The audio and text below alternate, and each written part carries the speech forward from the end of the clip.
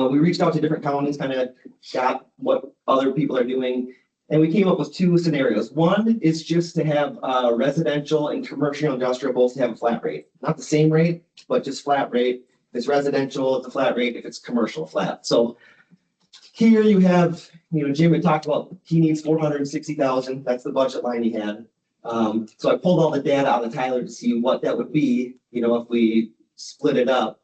That would, if we went to a $50 solid waste fee for residential and a $200 solid waste fee for the commercial, you're gonna get, you're gonna get over that amount, 468,000.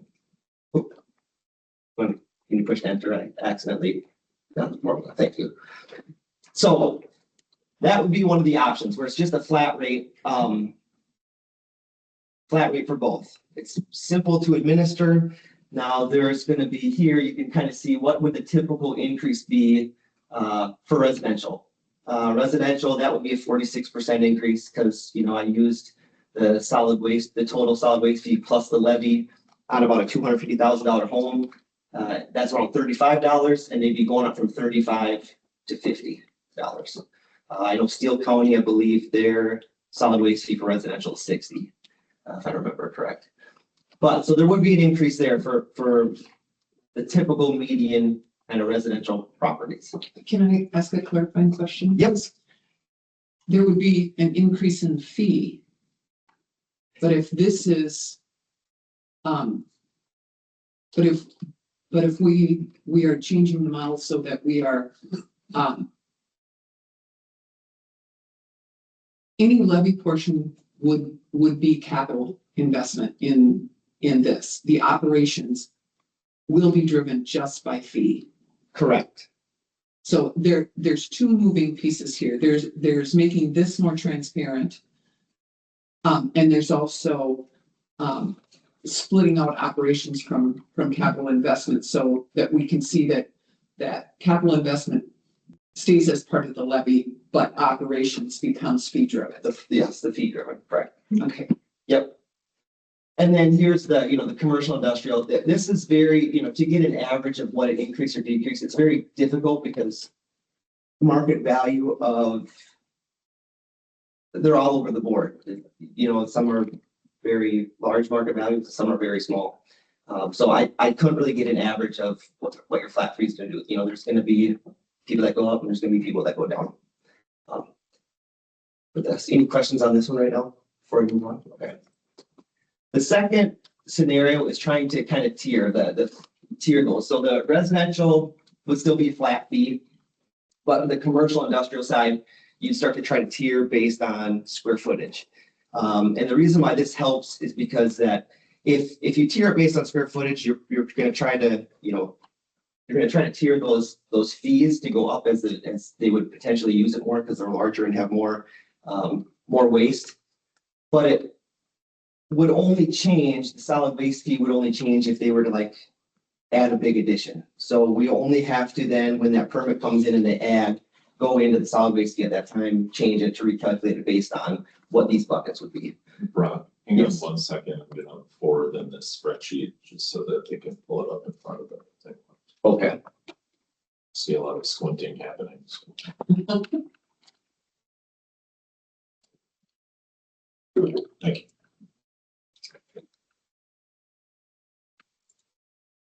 We're good? Okay. So then the residential would stay the same. Here's our 460,000, right? Residential would stay the same based on, we were able to, because you tiered them and you're starting to charge more for commercial industrial, you can bring this down a little bit. So now you're looking at a $45 fee, solid waste fee for all residential units, which would be a 31% increase from what's kind of, this is again typical, not everyone. About 31% increase. And then you get these tiered areas down here based on gross building area. So you'd have commercial industrial from 0 to 2,500 square feet, 2,500 to 5,000, 5,000 to 10,000, 10 to 20, 20 to 90, and 90 and higher. Those would be our tiers. And then you can kind of see what, if this was the fee for each of those tiers, what they would do. So if 0 to 2,500 square feet, you had an $85 solid waste fee for those properties, you can kind of see what that would mean towards an increase. So they'd have from the median, a 60% increase.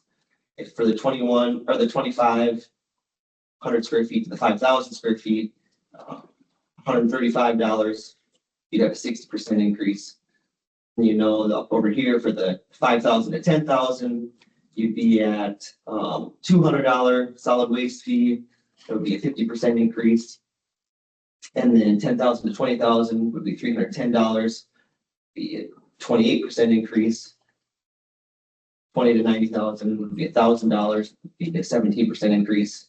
And then our few properties up here, $3,500 would be a 1% increase. If basically they're kind of staying the same. So from the median values. So those are the, as we look at these, those are kind of what's been put together to try to simplify the process, make it more transparent, and then cover that whole operational budget so you're not splitting out operational budget in the levy and in the solid waste fee. Do you have any questions about that? That's kind of all I have put together.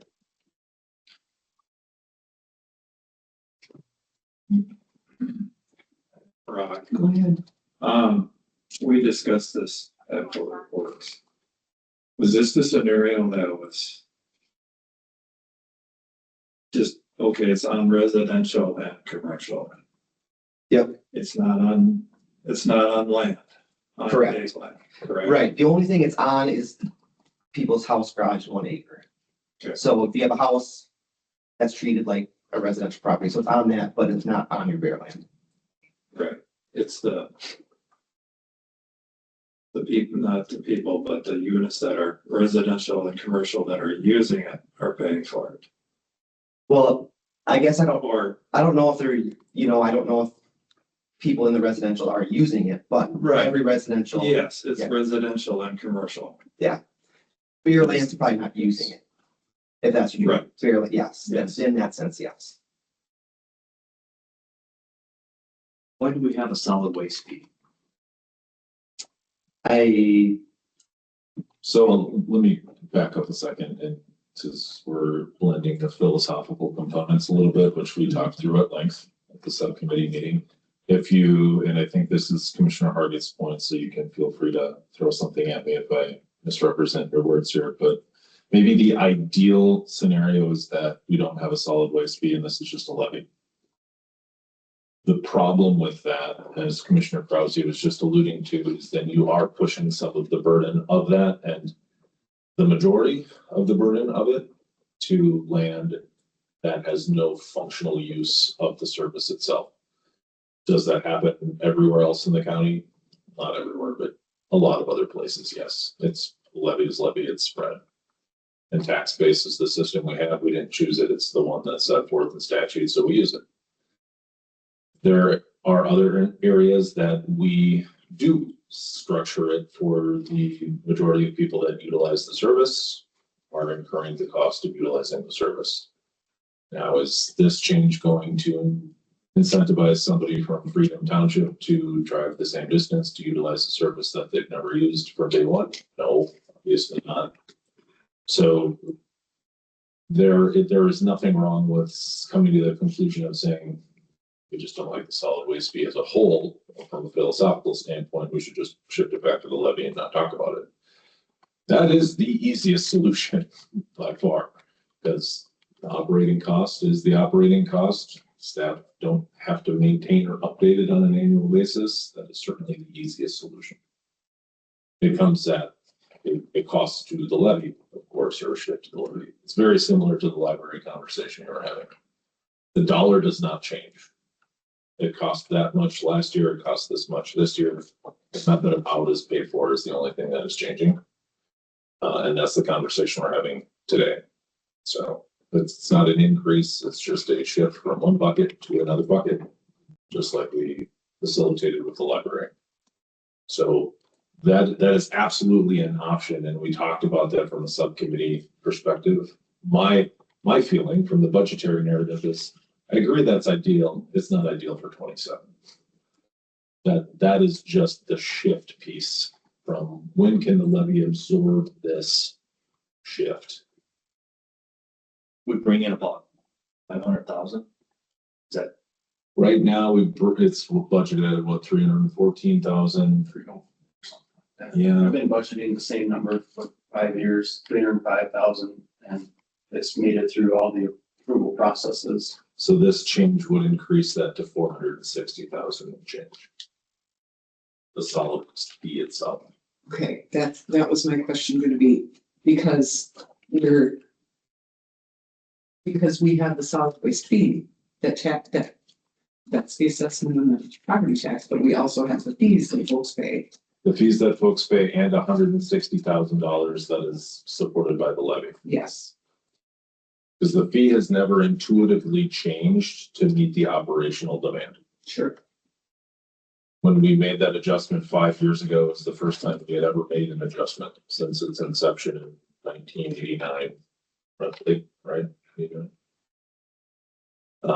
So it isn't, well, I shouldn't say it isn't working as intended. I'm not really sure how it was intended to work to begin with. Because there's pretty broad latitude within the ordinance to say this can be structured however you need it to be structured to support the operations of solid waste. And at that point in time, it was probably still a landfill. So it's different. The theory has changed. this fee, I don't, people that don't even, let's say the northwest corner of Janesville Township, they're not driving down to utilize that, but they're having to pay a fee to keep it running. Is there, just thinking about that, is there a way that we can charge individuals, companies that come in through the county that collect, charge them $2 or whatever per resident that they go to, instead of having to put it on the taxpayer direct to doctor? I don't know. I'm just throwing it out there. So increasing so not necessarily providers that are bringing waste to our facility, just have a presence in the county. Yeah.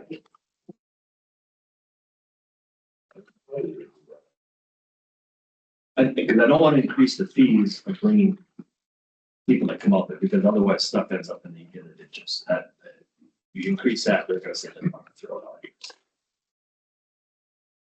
But is there another option besides on the tax? This one.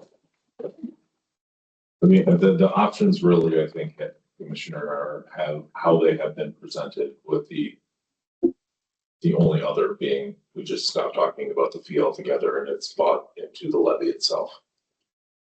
I like that idea, actually, but I get where you're coming from for this coming. It is the cleanest. I just wonder how much time staff has to do to go through everything to make sure. Well, that's part of the problem. And the more you touch it, the more there's opportunity for error as well. Right. You know, the more times you have to go through and manually calculate and. Yeah, I get that. I like your number 3. I think that would probably be the quickest. But I just. Steele County as the corollary doesn't apply it to commercials. Yeah, they just do residential. So it's $60 per residence, single family dwelling. I don't think it should be on the farm. I get that. Well, I get that. I just, what's the scenario if you put it all on the levy? So a 500-acre farmer, he's paying how does that compare to scenario number 2? What are they paying? Find that pretty quick. Yeah, I think, and You know, if you go to scenario 4, I'm not sure if I took that out, that might be in there. I think you got my mouse still. Oh, sorry. If I go to scenario 4. Oh, yeah, it's in there. You know, okay, so. Ag, this is your non-HGA, right, homestead and non-homestead, so.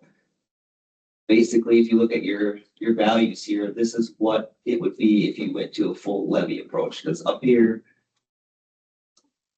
If this was our net tax capacity, this is what our rate would be to get to our, basically $460,000.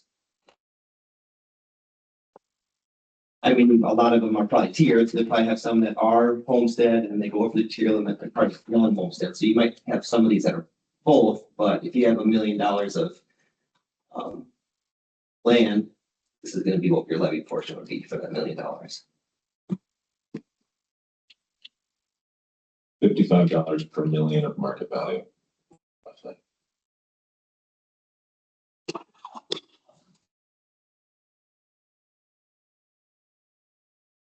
Needed to put like 4 or 5 zeros behind your scratch. Well, it's a lot more. It's a lot more than scenario 2. And why? Why should 1,000 acres have a solid waste heap? Just like Combine snoots. Rubber tracks. they go off solid waste, I do. mine don't.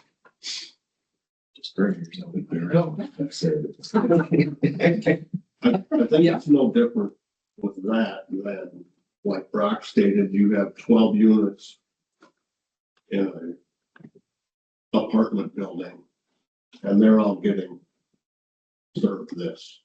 And they probably have a dumpster in the parking lot. Mhm. So as far as saying no one is paying their fair share, or someone is paying too much. I mean, if you did easy math on it, and there's 11,000 parcels and you charge everybody $43, that's $473,000. But there's a lot of cargo. You know, you might have that 5 acres that's attached to your 13 acres, you know, so Yeah. if you had 10 of those, you're paying $430. So there's no easy way to carve it out. Or to strip it across, except for the fact that everybody in the county should benefit from the fact that we have a transfer station here. We have a corollary in the ditch system, of course, too, and that's a different schema. People pay a benefited rate, but you have a lot of people that aren't actively farming that are paying ditch fees or ditch assessments. Their benefit of water moving from A to B is not as great. So there's never going to be a perfect scenario for any of the stuff we do, probably. But there's also precedent for all of it. So you can extend this to the rest of public works where someone in the northwest corner of the county is contributing towards a road being repaired in the southeast corner of the county that they may never drive on in their entire life. But it still happens every year. And we have individuals paying towards our public safety and law enforcement that may never pick up the phone and call 911 or have a response out there. So it's everywhere in every department we look at. So it's just whatever is the most acceptable and palatable philosophy that the board leans on or lands on that makes the most sense and is the most transparent for everyone involved.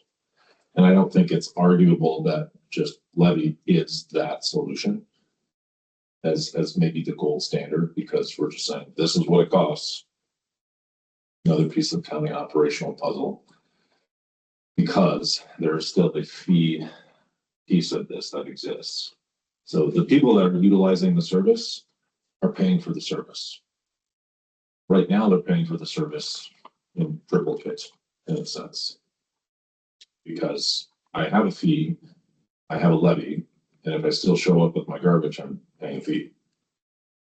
So that's the piece I don't like about it, and we're trying to simplify. So the easiest, most palatable solution will be, this is the impact of the levy for the services we do. And if you show up over and above to utilize this service, it's what it costs. This is just to make the service available to you, not the actual cost of the disposal of whatever you bring to us. Brock, on what you have on the scenarios, does number 2 or number 3, which one would you prefer? Which one would I prefer? Yes, Um, which is gonna make it easier for staff to take care of business. well, the easiest is levy, but on 2 or 3, Yeah, I would say, well, the easiest is 2, but I don't think it's much more work to set up this number 3 as a one-time, because then it's set. The only thing you're changing is if they build, well, then at that time when they build, then you update. So I think 3 is fine for administrative work, because we don't have that many people building large, add-ons or additions that we would have to recalculate every year. So this is just scenario, if we do this and then we kind of phase it out, sunset it in like 2030, can we slowly increase that into our levy? Just a thought. I struggle with putting all of this on levy for a couple reasons. First of all, because so much of our levy is generated by ag land, that the waste that is going through this system is, I mean, on an empty 160, how much waste is going into the system? But like you said, that's everywhere. I am drawn philosophically to the scenario that we budget operations with a combination of fees that it's non-burdensome for staff. So we're not spending a ton of time readjusting fees all the time. And it's based on residents, not acres. I don't necessarily have a hard time putting the capital improvements or capital equipment on levy, because it's something we own. It's something that the county has made an investment in, is going to continue to. It's the base stuff you have to do this work. It's not the operations of the work itself. That's kind of philosophically where I'm kind of thinking and landing. I appreciate that we need more transparency here. And just like what we went through with the library, anytime you shift things around, even if it doesn't raise costs altogether, there's what's the perception? Because people don't understand how complicated this is right now, and how many different places they're paying for us to provide this service for them. I am all about making this more transparent. Well, I think the number 3 is pretty clean cut. I mean, you can go in and sit down with somebody and explain it. And I like that, being able to show why. And that ends up what we have. And the immediate setup between 2 and 3 is going to be the same amount of work for our office. Now, there's the other picture of what it is for their office. And that's what I don't necessarily, Tammy would probably have to talk to Matt of what they, the burden that would be for them to change, because I'm not sure how that fee gets applied on that end. But on our end, whether I do 2 or 3, I'm going to mass update all of the residential, whatever I need to. And then whether it's 2 or 3, if I go into 2, I'm going to put the same solid waste fee for all of them. If it's 3, I'm going to have to go in and just chunk them out by how big they are, and then put in a fee for all of us. So it's not that much more to do either of these on setup. It's just the future. Every year we won't have to read. So long term, it will be less burdensome on the property tax side of things. Yes.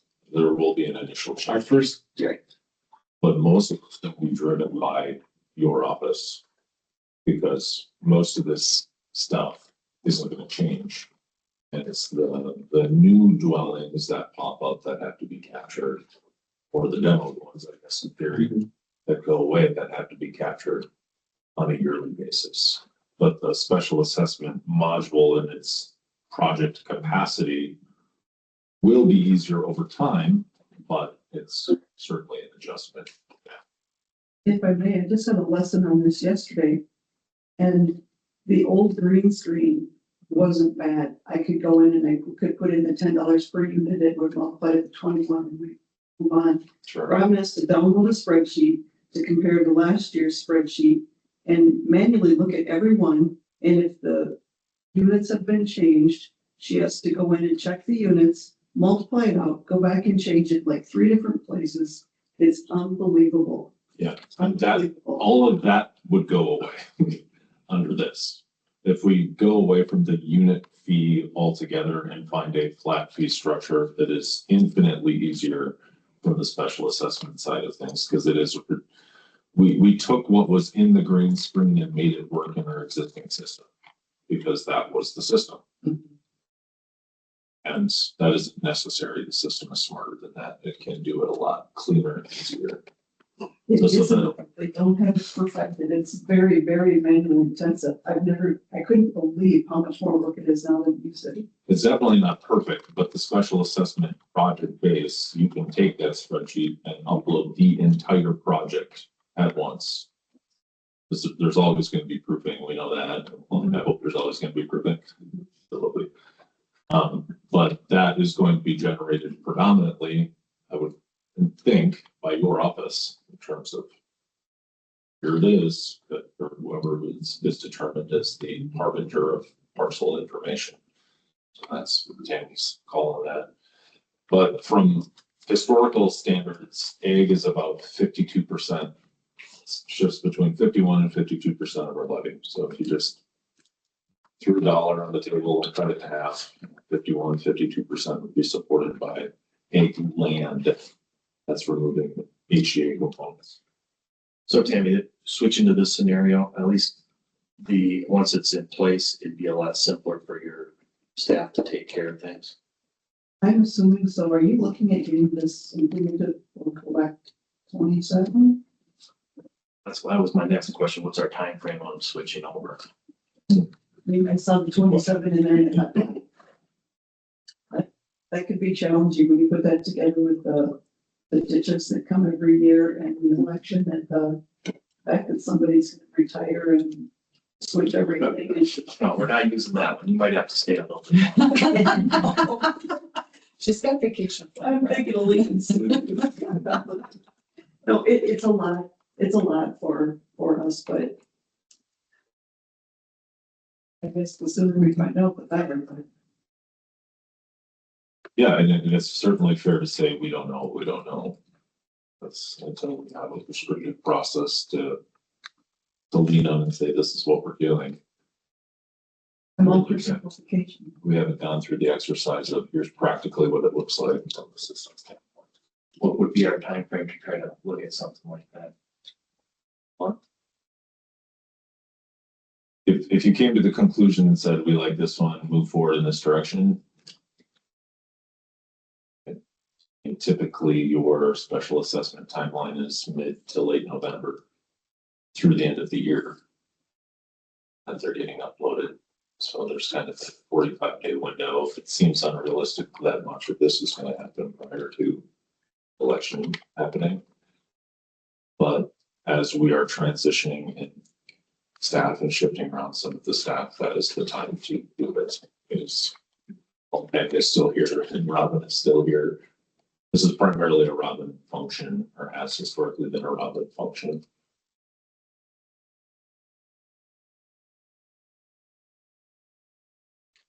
Commissioner Parketh, I'd be a little interested because you've been in on these subcommittee conversations. Do you have anything to add or thoughts? Not to put you on the spot. I mean, I think Michael summed it up on what we could look toward. You know, as far as transparency goes, Mhm. you know, when you look at your tax statement on your line item and you see the library on there and you see solid waste fee on there and you see the school district on there. Yeah. We don't put Mid Prairie on there. Yeah. You know what I'm saying? So as far as absorbing this into the levy, I don't see an issue with it because it's all going to be public information anyway in the budget. Yeah. And I think it's cleaner and it's less work on staff to look at this every year. I understand Commissioner Krause's issue with having it on bare land. Like I said, you have those apartment people that have a dumpster and they're not using it either. So if we could come to an even keel across the board somehow to absorb this, and we know that it's only gonna go up from 460 to 470 to 480 or whatever's gonna happen in the next few years. I think the beauty too is when you switch to this is instead of having to go into every property, now you just have to change that, whatever that rate is by, if it's the 5%, you're going up, and then it just will calculate all the way through. That's gonna be the major benefit as far as administrative goes for offices. And back to that again, you know, what Commissioner Crowley said, you have the pair of pieces of land. But you also have those larger commercial places that are paying X number of dollars into the 5 digits. Yeah. That are. They've got their own waste. They're They've not got their even own waste. Using. Yeah. It's a part of doing business. And it shouldn't be in every town. Reality is every person in the city has a separate service as well. Yeah. That's why I was wondering if, you know, like these providers that come in, if we get a certain amount from them, fee, a county fee that in order to collect garbage in our county, you gotta pay this fee. They pay a license fee per truck, $10 per truck. So it takes about $900 a year. That's not. License. That's like wanting to charge the Lebanon land $1 for every truck. That's it. But they do not dump their garbage at our transfer station. Right. They do not dump there. They're hauling to Steele County or Blue Earth. So that's when the food goes where then it gets anything. Yeah, that's just a business for the truck. And normally when I have residents question why they have to solid waste fee, because they're paying for the convenience to have the transfer station here to also dump things that your curbside ones cannot pick up. They can't pick up your mattresses, your couches, your TVs, stuff like that. We provide a convenience for them to have a place to dispose of, even though it does cost them. We provide the facility for them to be able to utilize it to get rid of the other debris that they have no other place to take it. And this is a statutory obligation, just to remind us all, this isn't one of those discretionary things. We have a statutory obligation to provide for solid waste disposal. So we have to pay and facilitate a solution, one way or the other. And that goes back to the philosophical end of it. It costs money to recycle. It costs more money to recycle and it doesn't leave it sit in your backyard, but we don't want people leaving it sit in their backyard. We don't want it in the ditches.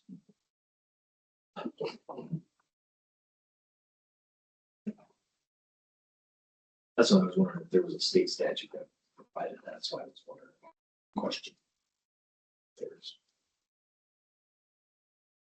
And we continue to advocate legislatively for more store funding. I think as we move forward, I don't know, in my opinion, I think we either go with scenario 3 and just see if we can get it pumped up before 7. Maybe sunset it someplace down in the future. My opinion.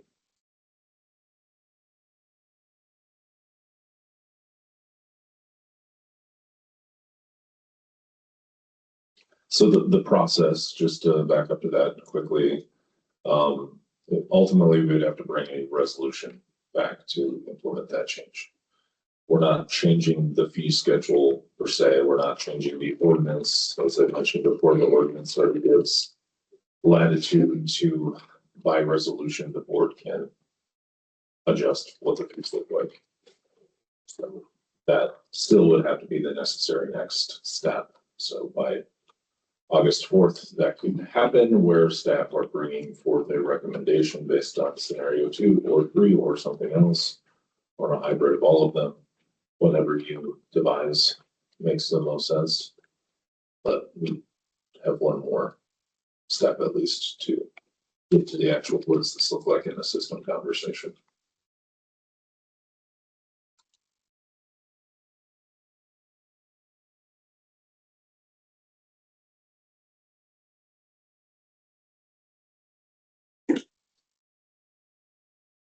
Well, staff is looking for direction from us. I think we have some consensus through our discussion that we want more transparency in this. That a change is warranted. And we know that change is always hard. I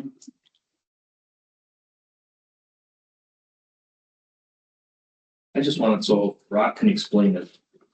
When comes in and says, why am I getting charged this? And you can pull out the sheet and show it compared to what we have.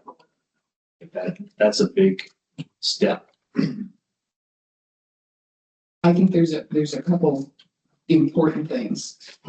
A, that we be able to explain it. B, that our residents clearly understand that this is that statutorily required thing that the county must do. And quite frankly, third, that we do some resident education, because there are plenty of residents who don't use our solid waste. And I mean, for years, we never did, or very rarely did. And now that I know more about what it is and it's there and the benefits, it's like, I am not dealing with these combine students. I'm going to take them down there. They're going to get rid of them in the environmentally appropriate way. And life is way easier, but a lot of residents don't use this just because they think it's going to cost a lot when they take that thing down there that they don't know how to get rid of. And philosophically, we have been very clear. We want the fees on site to stay low because we want people to bring stuff there. We want them to bring their mattresses. We want them to bring their appliances because we don't want that stuff in the ditch. I was absolutely shocked the first time I took some bed students down there and went, well, heck yeah, this was easy. We need our residents across the county to understand it's worth the drive to take stuff down that you don't know where else to get rid of. I'll get out my teacher soapbox. So the shift, Madam Chair, just from the convenience of the levy pieces, you only do it once, right? You bear the burden of that shift. It's not an increase of dollars being spent. It's just shifting from one bucket to the next. So you would be looking at roughly a 2% increase to the levy to just say, let's vastly simplify the conversation. Let's be as transparent as we can. We know we have a mandated obligation to provide the service, so we're not asking input on whether we should or shouldn't. We're told we will. So we know there's already a cost. Everyone else already knows there is a cost implied because we're told we have to do it. So that makes it easy to just say, shift it over to the levy. So it's obvious and move on. Just understanding that that's about a 2% shift from a levy burden standpoint.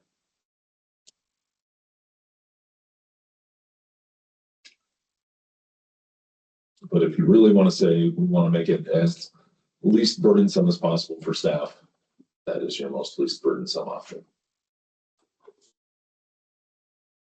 I have one more comment. How would this really differ from the little old lady that comes in and says, I'm not going to pay the school tax because I don't have any kids in school?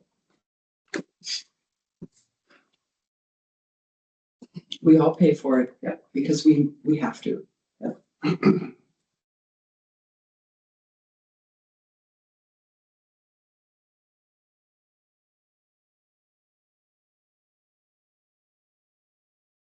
Well, you all know my idea of going with either scenario 2 or 3, probably 3 would be my recommendation. As far as moving forward.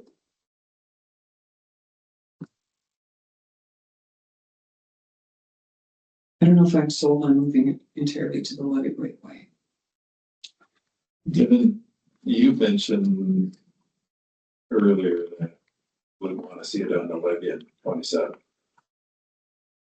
No, just from the budget perspective, right now, not a philosophical perspective. Just when I look at what we're trying to shoulder over the next 3 years, that gets a little bit more of a stressor. I think that's where we sunset it down by like 2030. We're planning all on levy.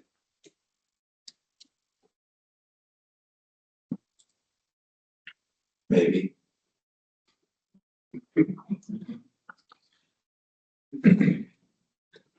We will have that discussion going forward, no doubt. Do we have some consensus that shifting operations, that shifting to scenario 2 or 3 for operations is probably the way to go right now? And this will be an incremental discussion. Yes, so we'll plan to bring a resolution forth that models what we see in scenario 3. And I'll ask Rob just to start to mock up what that looks like systematically. And you can get together with Robin and Tammy and see preliminarily at least what this shift of burden, if any, would look like. Because just thinking systematically, I see a lot of this starting with you in the process, kind of given year, since it's somewhat value or square footage based. This scenario.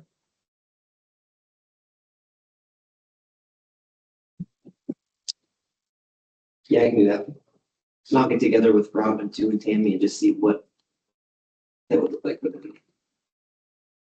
Because I kind of know what it looks like for me as far as when I need to look up, download, math it, number. But I'm not sure what it looks like on that side. And something would have to happen with the existing setup for the unit costs. Great. From a update standpoint.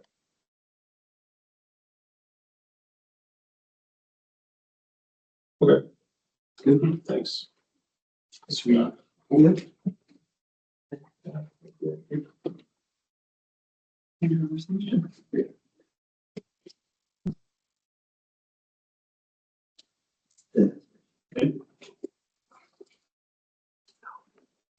Excellent. Thanks, Brad. Yep. Okay. One back. There we go. So I guess we never fully discussed where we land at the end of the day as a proposed budget for 2027. So in summary, we have the special assessment at the 460, the property tax levy for the capital assets, equipment, 2027 request, $495,000, compared to our 2026 approved of $488,000. So an increase of $6,600 from this year to next is our preliminary budget presenting today. All right. Anything on solid waste? So we'll jump to road and bridge. Anything more? Anything more? You got it. Okay.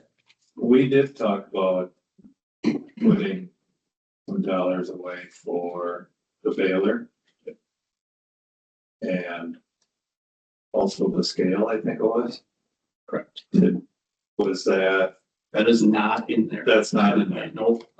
Discussion was pull that out. Okay. In the event this land sale occurs out there, and then those dollars would be available for those replacements. Okay. So that is not reflected in there. I think we were targeting, if we were gonna do that scenario, I think we were targeting like 70 or 75,000 a year for 5 or 7 years to kind of have enough squirreled away to pay for whichever one failed first. Was the initial mentality or thought process, but We don't want a failure first. We want to. but whichever one required replacement first, And continue to seek grant opportunity. of course.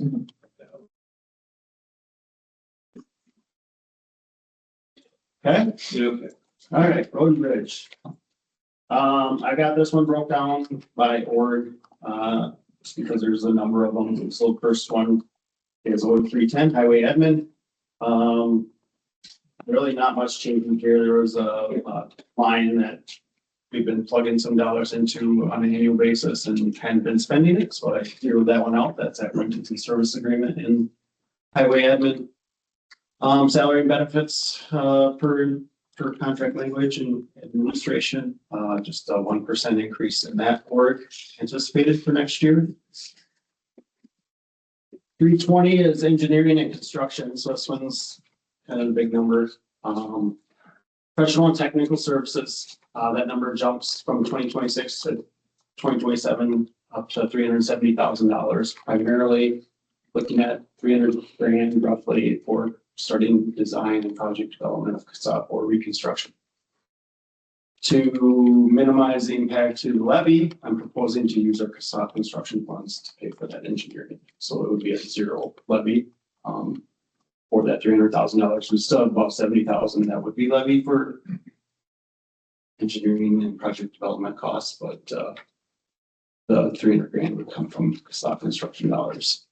County construction funding goes from 135,000 this year to zero for next year, and that is a reflection of the paving at the fairgrounds being completed, and we would have a levy request for that. Construction goes up about $1 million, and that's paid for all with local option sales tax, it's not construction federal grants. Same with bridge replacement, up about $1 million, and again, those dollars come from federal and state grants or local option sales tax and CSUP dollars. The PLSS remonumentation program, we plugged 75,000 into that last year, proposing to cut that in about half for next year. We haven't seen a lot of reimbursement requests come in, and but yet still want to keep, at least preliminarily here, keep that program funded for a potential larger project, again, similar to the Wilton Township remonumentation, where we have not squirreled away, we could do a whole nother township or something like that. And I guess just a kicker, we were able to get our current grants extended into next year to do another 15 or 16 section corners, as there was still some money available. Awesome. Yeah. Songbird Regional Trail, in 2026, we did put $75,000 away for that, which will create an assigned fund later this year. Move that money into that. When we went through preliminary budget prep and public works committee meetings, we hadn't yet gotten that regional trail designation, and the thought was to pause funding that until we did receive that. So as of right now, it's at a zero, but we have received that designation. But again, at the time of being locked out from everything and all that good stuff, it's at a zero. Engineering supplies and capital assets for highway engineering, doing an extra couple $1 million in work. We'd like a few more supplies to be able to facilitate that work, including a survey truck box or topper for one of our engineering technicians pickups. So all that, and then salary and benefits for admin. So about 26% increase in engineering for next year, so up to $10 million. Part of the thought process on the trail conversation was, we were mostly talking about those dollars in terms of acquiring right of way. And if that occurs, it's going to be a significantly larger number. That is discussed at that point in time. We know that there's some legacy funding opportunities and grant funding opportunities for some of that. But wanting some of the board's insight on what are we trying to work towards with this funding, it came up as a corollary with the land sale conversation as well too. But even that in of itself, isn't necessarily going to pay for dozens of miles of right of way when it comes to that. My question on Trail, Madam Chair, they're going to redo Highway 13 North at some point within the next 5 years. Are we going to look at maybe possibly trying to tie a trail alongside that? And the reason I bring up Highway 13 is there's always been a question how we get to the Secada Trail. Well, to get to the Secada Trail, the old rail bed underneath Highway 60 in Waterville, there's a bridge underneath it that we could tie into that as well. and not have to worry about going over or under when we've already got something in place to tie them trails together. That's not on. Yeah, it's about a half mile or so. I mean, that, it just, as a thought, as we're moving into design with the state, I'm sure there'll be. Excellent question. And, I guess I would start that back with, we don't really have the trail plan to show a preferred alignment to chase those dollars. And planning would be the first step. No, I get that. And that's why I was thinking, states, that's out 5-6 years to do that. Yeah. New construction. I was just thinking if we mentioned something now, put about in their ear and then let them run with it.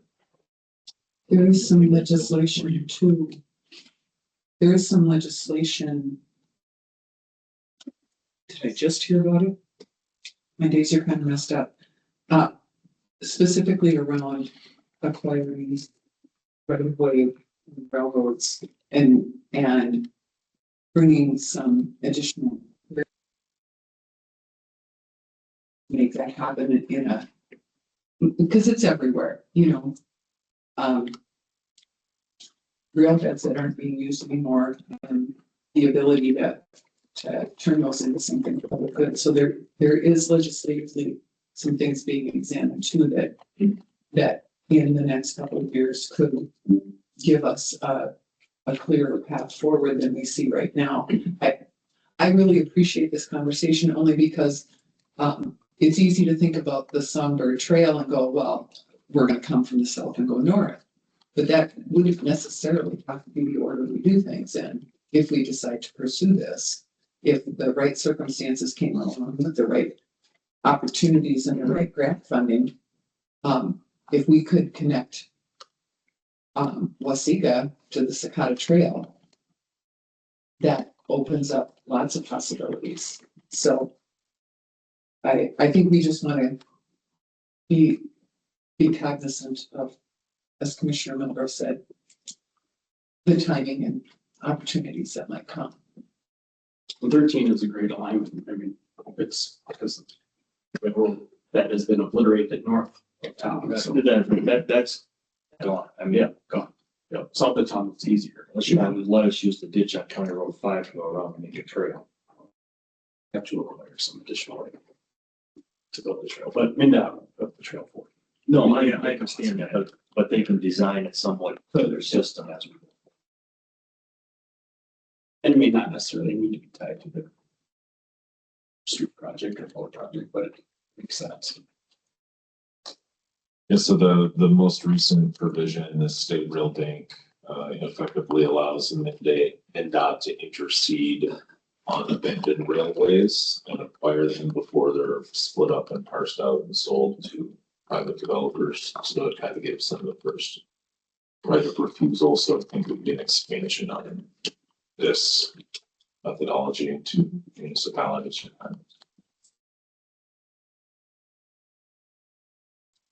Okay, yeah, all right, next slide, please. All right, here, maybe that read so well on the screen, but it's in your packet, it's proposed 2027 construction and something else.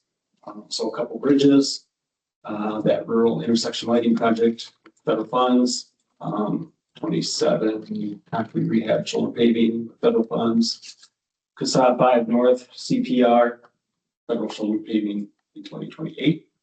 All there. And then 23, which is the West Wilton Road pavement rehab.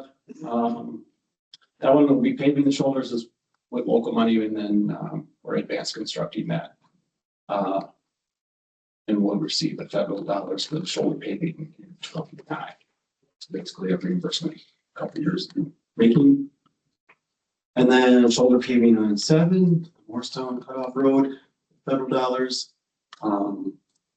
Joining up with Faribault County for a road on the South County line, which will be the lead agency for a little bit of work in Oklahoma City, and then our CO code program, plus proposing to CO code all of our new pavement at fairgrounds. A levy request of about $35,000 for that. So outside of road, beat property tax levy for the fairgrounds. All in all, almost $9.9 million worth of work for next year. What intersections do you plan to do lighting at? 5 and 17, 5 and 19, 5 and 27, the free right turn, 17 and Old 14. And then, so those are all kind of clustered together, and then 5 and 16 kind of south of town. So all of those are high ranking intersections in our county road safety plan, based on skew, like the one on 5 and 16 kind of comes at a funky skew on the curve, and intersection lighting is recommended to reduce crash rates. Okay. Highway maintenance. Go ahead. Oh, I'm sorry. Margaret, go ahead. When is 4 scheduled to go? I know this is a burning question. 2029 construction is my plan. 2020. Correct. But I think getting that project kicked off, because it's full reconstruct, and I think there'll be some scoping meetings with you folks and the public, because trail should be part of that conversation for this courthouse park. Right away acquisition is definitely going to be a thing. That takes significant amount of time, even when it goes really well. And if we have to talk domain or contribution, that adds to the clock. So getting started early with preliminary design and concepts and things like that to discuss and review if you appropriate to try to make sure we do our delivery date. Are you going to pull the shoulders up on that anytime soon? I'm sure we will. If you, some of that is already breaking off, and you're well aware of that, and so, Brad. To bring it up with the gravel and pack it down, what is the downside of actually putting our ground up bituminous on there and packing it down? We've done it and we keep doing it. You mean like larger house? No, Just what we so have. it's better than the gravel that's there. So I know the ditches are steep and Yeah. the channels are short on that side of it. we placed the recycled material there. It's still just the narrow lanes and the truck traffic just swirling those fines out. Just Yeah. takes it out. Do you think you're gonna pull that up this year, this summer yet? We did it once already this spring. I'm sure. It needs to be done almost once a month, Yeah. but you just can't. I know there's a going north up by the cemetery. There's the drop off there that's 4 or 5 inches, which Yeah. would, if someone overcorrected, they'll be at the end once by 10 minutes anyway. So, Yeah, they just. It is really tough to keep shoulders in place. Because every curve that you have, especially if you're pulling a trailer, yeah, vehicles in the Mhm. correct lane in the correct spot, but the wheels are. oh, yes, not even the semis, the fifth wheel, Correct. cattle trailers. Well, I didn't mean to derail you. No, it's all good reason why it seems like to reconstruct that road and widen it. Yeah, Not just pave shoulders, but actually widen the entire road. right. Accommodate what we know is already happening out there. Do you have a lighting of courthouse park road someplace? We have a plan for it. You have a plan. Yep. Okay. That's all I We, need to know. kind of waiting to see if we're gonna be able to work out a deal with, I'm forgetting the landlord's name, but, on some land swap or additional. There's still, I can make it work, but it's not very pretty with what I've got. there's some conversations going on. Okay. That need to be finished. Just curious. So right now I'm in kind of a holding pattern at my end of things, but I'm ready to move it forward when appropriate.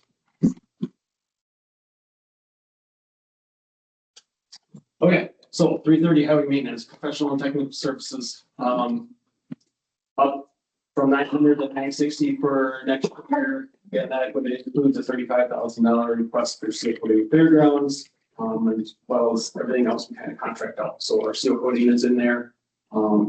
we hire for culvert replacements or concrete pavement replacement for buckles and that sort of thing, which we've seen a few of here in the last couple of weeks. That's kind of our maintenance work that we contract out, that pot. Traffic marking proposing no increase, aggregates a slight decrease from 225,000 to 210,000. That's our seal coat aggregate and ground surfacing that we buy. Traffic signs, no change. Culverts, we have seen an uptick of our driveway metal pipe rusting out and needing to be replaced. And so I do have an increase in material costs for that. Bituminous materials, we're actually sitting very good with what we have in inventory for our crack fill material. But this line also includes bituminous oil or bituminous for patching or oil for dirt patching, that sort of thing, but a significant reduction proposed for next year. Weed spray, looking to do more of a county-wide fall weed spray. So that would, the increase there would reflect kind of what we've been doing is half the county. Like to kind of move to a full county fall weed spray. Whether this federal administration does it or not, someday the monarch butterfly is going to be listed and we won't be able to do as much spraying as probably used to do in the spring to protect that species.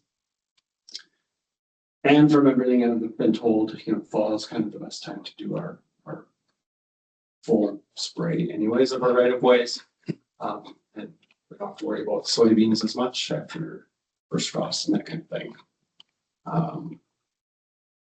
Sand and salt, again, our inventory is sitting well. Couple of mild winters, so a reduction there.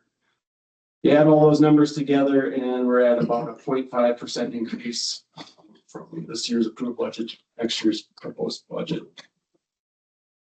And again, salary and wages per contract language. Sure. Yes, sir. Jeff, when you fix the concrete when it pops, what fund does that come out of? That would have been the professional and technical services. If we have to hire it done. We've had quite a few. The ones we've had this year, we've patched ourselves with a laptop because they were emergency situations. Good. Cause you see it every once in a while, you see one, Oh, yeah, you can, old one that's up like a half-inch or better. yep, And it's just like, well, when are, there's there's probably doing through three, this year, or is it gonna be next year? yeah, there's probably 3 or 4 more that on old 14 that we were watching closely. They didn't go, so they're watching them. So I drove up the airport road and looked like there was 1 or 2 of them there that. Yeah, it's Another good hot spring day. yeah, about prolonged heat wave here really didn't help us out much. Okay. 4340, which is our highway shop and equipment, professional and technical services here is mainly our testing and inspection and repairs of our 4 buildings. Between our main shop here in Waseca and our 3 out shops. Machinery, vehicles and parts, proposing a modest decrease there. Gas, a slight increase based on our market volatility we've been seeing, plus our annual use kind of warrants it. Diesel holding the same, looking at our use there, I think we're okay with the number we have. Cutting edges, again, couple mild winters, we've built up a nice stockpile, so we're looking at a decrease in that budgetary item. Building improvements, would like to replace overhead doors at our direction shop and then continue to add some pallet racking to our cold storage building and use that vertical space that we have. So that's reflective of the $45,000 request there. Capital assets, we've got brine systems in everywhere but Janesville now. For several years, MnDOT's been talking about building one for us there, and then we could utilize it because it was a nice spot for them to fill between Mankato and Waseca shops, but hasn't come to fruition. We'd like to have one still, so asking for that. Those dollars for a tank and pump and concrete pad. Vehicles and equipment for next year down about 100,000. Next year. Replacement is a motor grader here in Waseca. I'd like to add a, walk and roll roller behind it, similar to what we have in Janesville. For sealing up the gravel roads as we play them, we kind of lock that moisture in and keep it there as long as we can. And then 2 tractors, one in Janesville and one in Waldorf, be replaced, that are 20 years old. They are utilized primarily for mowing our ditches in the spring and fall, and then they're instrumental for our sand and salt loading operations to our trucks and during snow events. Nice. All that said, those numbers add up to be about $100,000 decrease for next year, which does include the increase for salary and benefits to, I guess, our shop foreman is the only one in that. Or okay, well, other road and bridges basically are revenues, PLSS. We kicked that one off last year. That $75,000 injection came from not road and bridge, it came from GF reserves, I believe. So that number is 0 for this year. So the planned expense of $35,000 would be a levy request. Local option sales tax. This is not what we bring in a year. We're bringing in more like 1.1-ish million, but the $950,000 represents what I've got programmed to spend on construction out of that pot for next year. Wheelage tax, that went up last year to $20 a tab, so bringing in $390,000 of that, which we've been using to pay for seal coat. This year, 2026, actually paused using wheelage tax to let that come build. So we're using our road and bridge reserves to pay for seal coat this year. But then next year we'll have that $390,000 kind of banked for a $550,000 planned expense, and then I'll transfer in, which shows up farther down, about $160,000. So the $390,000 coming in next year plus $160,000 from our reserve wheelage will pay for seal coat. Minnesota grants, the local bridge replacement, $1 million coming for that. Sod construction, again, not like our allotment, but plan to spend on our county state highway system construction, which also includes that $295,000 to get for project development going. Sod maintenance is $2.65 million is our annual allotment.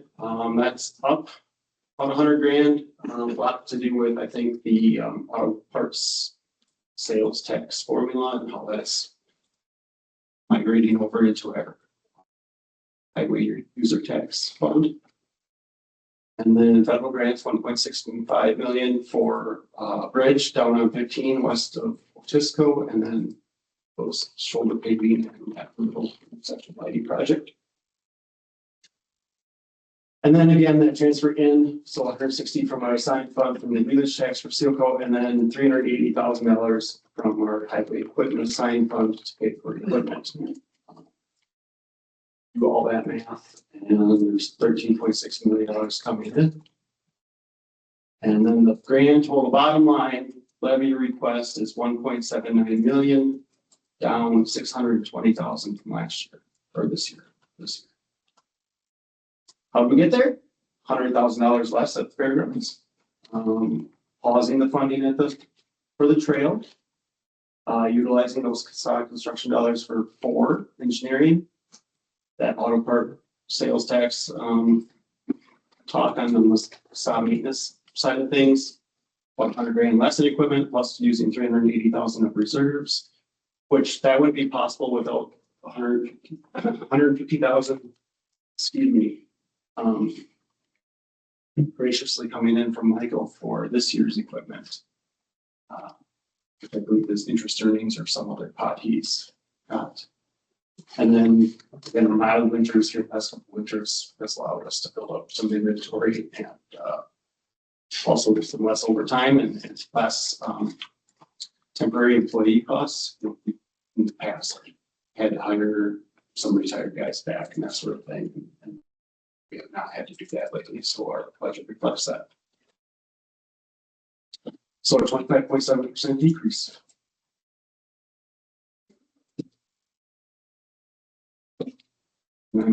That's it, yeah. So, Questions for Jim? Good job. thanks. Very nice, very good job. I do need to pass along in summer, I think, of last week. I got approached by a constituent who told me what a great job the highway crew did on, I don't know, culvert. Their driveway culvert on the edge of 19, something wasn't right, I don't know what.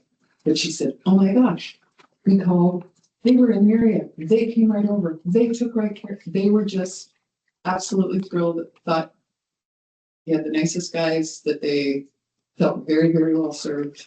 And yeah, the timing was right, that they were good. So she said, I didn't expect them to come right away, but they could. It was awesome.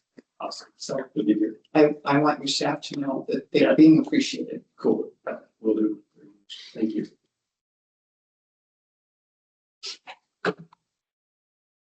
Any questions for Jim? Sweet. Thank you. Thank you. Thanks for all your work and planning. Thanks, Jim. Take a deep breath. Lots of exciting and good work to have. Always give me some of that back. But I think that's what we can get by with. Since when I lock you out. Needs to change the product. I am good at spending money. So far, you've been spending it in places that seem to be paying back. You're good at finding Good ways. ways. I can Yeah, find so a that's little, hard to yeah, pinpoint. once in a while. Pretty helpful as well. All right, anything else for us, Michael, during the work session here? Not that I need to bring before you, Madam Chair, but happy to address anything. Happy for. Anything? Okay, good. Last call, otherwise I'm gonna adjourn us and give us a little time before the next thing starts.